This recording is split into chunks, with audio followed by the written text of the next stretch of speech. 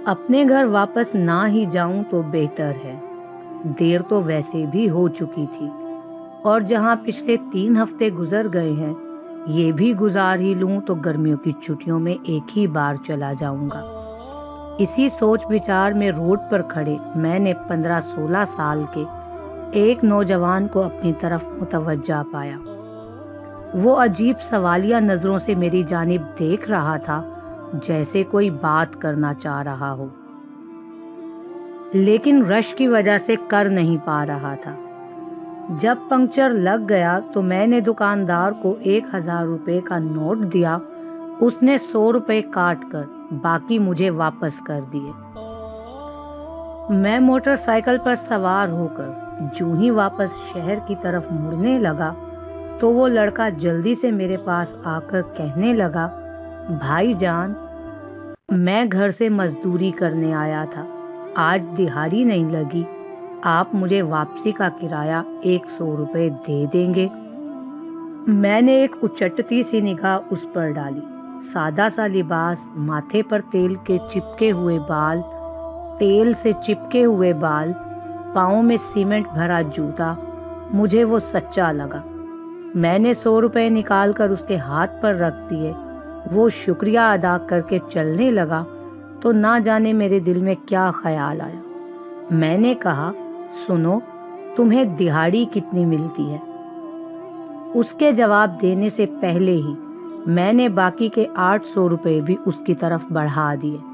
वो हिचकिचाते हुए पीछे हटा और कहने लगा, कल से माँ जी की तबीयत ठीक नहीं, ऊपर से दिहाड़ी भी नहीं लगी, सोचा आज जल्दी जाकर माँ जी की खिदमत कर लूँगा।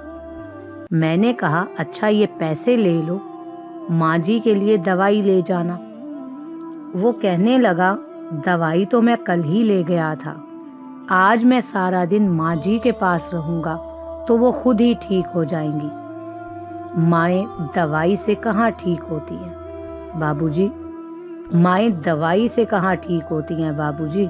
मैंने हैरान होकर पूछा, तुम्हारा नाम क्या है? इतने में उसकी बस भी आ गई। वो बस की छत पर लपक कर चढ़ गया और मेरी तरफ मुस्कुराते हुए जोर से बोला, गुल्लू। गुल्लू की बस आहिस्ता आहिस्ता दूर होती जा रही थी, लेकिन गुल्लू के वापस किए हुए 800 रुपये अभी भी मेरी हथेली पर पड़े हुए थे और मैं हाई स्ट्रीट के रश में खुद को यकदम बहुत अकेला महसूस करने लगा। कुछ सोचकर मैंने मोटरसाइकिल का रुख रेलवे स्टेशन की तरफ मोड़ लिया। मोटरसाइकिल को स्टैंड पर खड़ा करके टोकन लिया और टिकट घर से 700 रुपये में खानेवाल का टिकट लेकर गाड़ी के इंतजार में बेंच पर बैठ गया। कब गाड़ी आई, कैसे मैं सवार हुआ, कुछ खबर नहीं। खानेवाल स्टेशन से उतरकर फाटक से कबीरवाला की वैन पर सवार हुआ। आखिरी बचे हुए 100 रुपये किराया देकर जब शाम ढले अपने घर के दरवाजे से अंदर दाखिल हुआ तो सामने सहन में चारपाई पर अम्मी जान सर पर कपड़ा बांधे नीम दराज थी। मेरा बड़ा भाई दवाई का चम्मच भरकर उन्हें पिला रहा था। मुझे देखते ही अम्मी जान उठकर खड़ी हुई और ऊंची आवाज में कहने लगी, ओ मेरा पुत्र खैर से घर आ गया है, अब मैं बिल्कुल ठीक हूँ। मैं आंखों में आंसू भरते हुए दौड़कर उनके सीने से जा लगा। बस के गेट में खड़े गुल्लू का मुस्कुराता हुआ चेहरा एकदम मेरी आंखों के सामने आ गया और मैं समझ गया कि उसने मुझे 800 रुपये वापस क्यों किए थे।